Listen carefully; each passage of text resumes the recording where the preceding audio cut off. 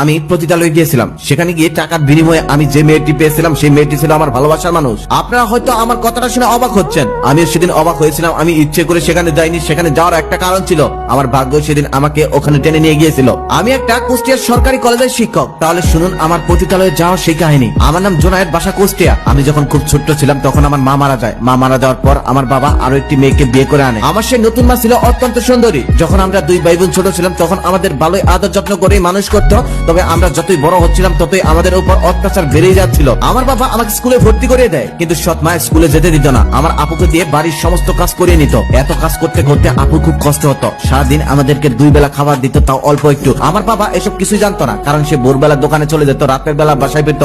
ততক্ষণে আমরা ঘুমিয়ে যেতাম। এমনও হয়েছে বাবার সাথে 1 মাস আমাদের দেখাই হয় নাই। বাবা আমাদের খোঁজ খবর নিত না। সে হয়তো ভাবতো সৎ মা আমাদেরকে ভালোই রেখেছে। আপুকে দিয়ে বাড়ির সকল কাজ করিয়ে নিত। সকালবেলা গোয়াল থেকে গরু ছাগল বের করা, বাড়ি ঘর ছাদ দেওয়া, থালা বাসন পরিষ্কার করা, রান্না করা, সমস্ত কিছু ওই ছোট্ট মেয়েটাকে দিয়ে করানো হতো। যদি কখনো আপুর একটু কাজ করতে দেরি হতো তখন তাকে অনেক মারধর করতো। তখন সে কান্না করতো। আর মায়ের সময় আমি যদি কখনো কাছে যেতাম তাহলে আমাকেও মারতো। তাই আমি ভয়ে কখনোই তার কাছে যেতাম না। একটা গেরস্ত বাড়ির যত কাজ তার সমস্ত কাজ আপুকে দিয়ে করানো হতো। আমাকে দিয়ে গরু ছাগলের ঘাস কাটানো হতো ও গরু ছাগল নিয়ে মাঠে পাঠিয়ে দেওয়া হতো। আর আমরা যদি কখনো কাজ না করতে চাইতাম তাহলে আমাদেরকে প্রচুর মারধর করতো। এমনকি ঠিক মতো ভাতও খেতে দিত না আমাদের। আপুই মাছ মাংস রান্না করতো, কিন্তু আমাদের কপালে জুটতো ডাল ভাত, তাও আবার অল্প, যেগুলো খেয়ে 3 গ্লাস পানি খাওয়া লাগতো। আবার সৎ মায়ের পরিবার থেকে মাঝে মাঝে আত্মীয় আসতো, মিষ্টি ফলমূল অনেক কিছু নিয়ে আসতো, তবে আমাদের কখনোই দিত না। ছোট ছিলাম তো তাই লোভ হতো। একদিন আমি আর আপু 2টি মিষ্টি চুরি করে খেয়েছিলাম, তবে শান্তি পাইনি। সেই মিষ্টি খাওয়ার পর মা জেনে যায় আর প্রচুর মারধর করে আমাদের। বিশ্বাস করেন তারপর থেকে আমি আর জীবনে কখনো মিষ্টি ছুঁয়ে দেখিনি। সৎ মা আমাদের সাথে বাবার সামনে একটু ভালো আচরণ করলেও বাবার অগোচরে চলতো এরকম কঠিন অত্যাচার। আমি কখনোই নিয়মিত স্কুলে যেতে পারতাম না। মাঝে মাঝে স্কুলে যেতাম আর রাতে লেখাপড়া করতাম আর দিনে করতাম সমস্ত কাজ। এভাবে চলে গেল কিছু বছর। আমি তখন ক্লাস 9-এ পড়ি। এত বড় হয়েছি, তবে কখনোই আমাদেরকে নতুন পোশাক কিনে দেওয়া হতো না। বাবা যদি কখনো মাঝে মাঝে কিনে দিত তাহলে মা সেটা নিয়ে যেত, আমাদেরকে পড়তে দিত না। আপু এত বড় হয়েছে তারপরেও কখনোই তাকে একটা ভালো পোশাক পরতে দেওয়া হতো না। সবসময় নোংরা পোশাক পরিয়ে রাখতো। আমার তখন 15 বছর বয়স, তবে 10 বছরের মধ্যে এমন একটা দিন খুঁজে পাওয়া যাবে না যেদিন আমি সৎ মায়ের হাতে মার খাইনি। আমাদের অত্যাচার আরো বেড়ে গেল যখন সৎ মায়ের ঘরে আরো একটি কন্যা সন্তান জন্ম নিল। আমাদের সেই ছোট্ট বোনটাকে আমার অনেক ভালো লাগতো, তাই চারপাশে ঘোরাঘুরি করতাম। কখনো কোলে নেওয়ার সাহস পেতাম না।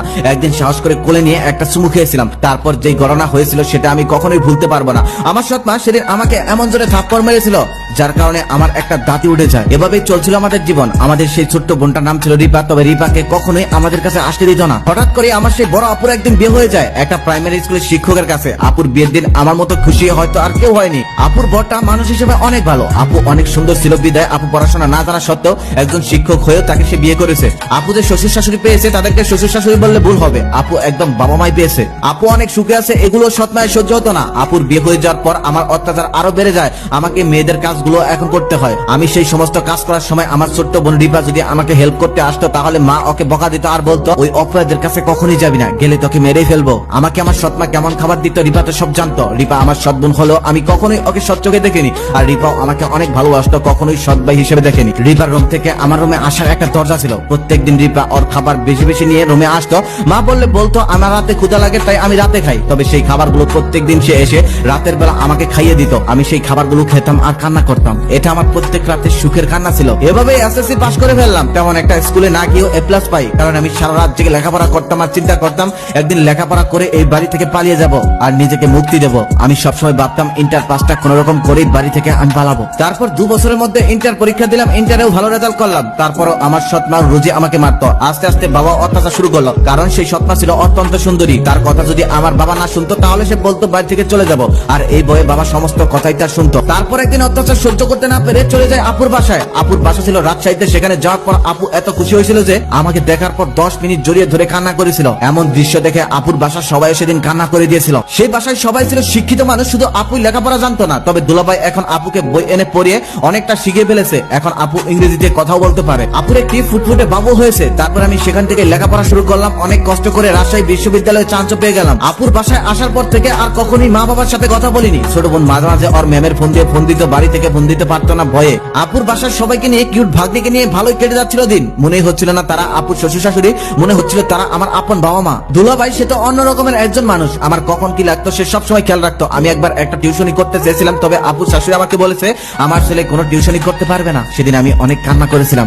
সে কান্না ছিল খুশির কান্না। আমার দিন ভালোই কাটছিল। দেখতে দেখতে লেখাপড়া শেষ হয়ে গেল। হঠাৎ একদিন আমার সৎ মা আর বাবা আসলো আমাদের বাড়িতে, শুনলাম তারা নাকি আমাকে নেওয়ার জন্য এসেছে। আমি সেদিন যেতে চাইনি, কিন্তু ছোট বোন রিপা আর আপুর কথায় সেদিন আমার কুষ্টিয়া ফিরে যেতে হয়েছিল। বাসায় আসার পর সৎমা ভালোই ব্যবহার করতো, ভালোই খেয়াল রাখতো। এদিকে প্রত্যেকদিন আমি আপুর সাথে ফোনে কথা বলতাম। তার কিছুদিন পর বাড়ির কাছে একটা সরকারি কলেজে চাকরি পেয়ে যাই ভালো রেজাল্ট থাকার কারণে। ভালোই চলছিল দিন। এভাবে চলতে চলতে কিছুদিন পর একটা এতিম মেয়ের সাথে আমার সম্পর্ক হয়। ওর বাবা মা ছোট কালে মারা গেছে, ও মামার বাড়িতে থেকে মানুষ হয়েছে। মেয়েটার নাম হলো নিন্দা। নিন্দা আবার অনার্স থার্ড ইয়ারের পরে ওর সাথে পরিচয় হয়েছিল ওর মামার সাথেই। ওর মামা আমাদের কলেজেরই প্রফেসর। নিন্দা যদিও শ্যামলা ছিল, কিন্তু দেখতে অনেক মায়াবী। ওর দিকে একবার তাকালে চোখ ফেরানোই যায় না। নিন্দার মামা তখন বুঝে গিয়েছিল আমাদের মধ্যে কোনো সম্পর্ক আছে, তবে তিনি কোনো আপত্তি করেনি। তিনিও ঠিক করেছিলেন তিনি নাকি নিন্দাকে আমার সাথে বিয়ে দিবেন। এদিকে বাসা থেকে সৎমা চাপ দিতে লাগলো, কারণ তার বোনের মেয়েকে নাকি আমাকে দিয়ে আনবে। কিন্তু আমি সেটা সোজাসুজি না বলে দেই। আর না বলার পর থেকে আবার আমার সৎমা আমার সাথে খারাপ আচরণ করতে শুরু করে। আমি সেদিন কিছুটা বুঝতে পেরেছিলাম এতদিন আমার সাথে একটু ভালো আচরণ করার কারণটা। ওই সময় একটা ছেলে নিন্দাকে প্রত্যেকদিন বিরক্ত করতো। তারপর আমি ওই ছেলেকে প্রচুর মারধর করেছিলাম। ছেলেটা নেশা করছিল আর যাওয়ার সময় বলে গিয়েছিল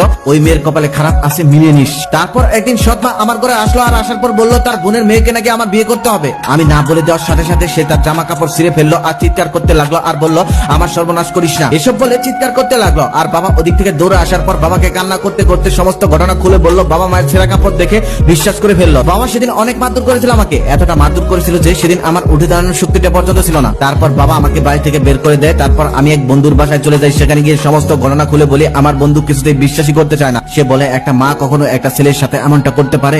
ওদিক থেকে আবার নিন্দার মামা খবর দেয় নিন্দাকে নাকি পাওয়া যাচ্ছে না। অনেক খোঁজাখুঁজি করার পরেও তাকে পাওয়া যাচ্ছে না। তখন আমি তো আরো চিন্তায় পড়ে যাই। অনেক খোঁজাখুঁজির পর জানতে পারি যে নিন্দাকে নাকি ওই ছেলেটা নিয়ে জোর করে খারাপ জায়গায় বিক্রি করে দিয়েছে। তারপর আমি সেখানে যাই, আর সেখানে গিয়ে নিন্দাকে দেখতে পাই। নিন্দাকে দেখে আমি জড়িয়ে ধরি, আর জড়িয়ে ধরার কারণে সেখানকার মানুষ কিছুটা সন্দেহ করে ফেলে। সেখানে থাকার সেই মহিলাটা তখন বলে এটা ভালোবাসার জায়গা না, যা করতে এসেছো করো আর তাড়াতাড়ি এখান থেকে চলে যাও। আমি তখন তাকে রুম থেকে বের হয়ে যেতে বলি, কিন্তু সে সন্দেহ করে ফেলে। সে বলে যা করতে হবে আমার সামনেই করো, আর যদি এদিক সেদিক করো তাহলে কিন্তু একদম পুলিশে দিয়ে দিব। নিন্দার চোখে ততক্ষণে শুধু জল ঝরছিল। ওই মহিলাটা একটু সময়ের জন্য বাইরে যায়, আর ওই সময় আমি পুলিশকে ফোন করি। পুলিশ আমার পরিচিত হয়, অতি শীঘ্রই সেখানে চলে আসে। তারপর ওই মহিলাকে আর ওই ছেলেকে গ্রেপ্তার করা হয়, আর আমিও নিন্দাকে সেখান থেকে উদ্ধার করতে সক্ষম হই। আমাদের বিয়েতে আমাদের আপুর শ্বশুর বাড়ির সবাই থাকে। পরে বাবা নাকি ছোট বোনের কাছ থেকে জানতে পেরেছে আসল ঘটনা জানার পর আমার সেই সৎমাকে বাবা বাড়ি থেকে বের করে দিয়েছে। বলেছে আমার বাড়িতে আর কখনোই আসবি না, তুই যা টাকা পয়সা পাস সমস্ত টাকা আমি তোর কাছে পাঠিয়ে দেবো। তারপর বাবা তার ভুলের জন্য আমার কাছে ক্ষমা চায়। অতঃপর আমরা অনেক সুখে শান্তিতে সংসার করছি।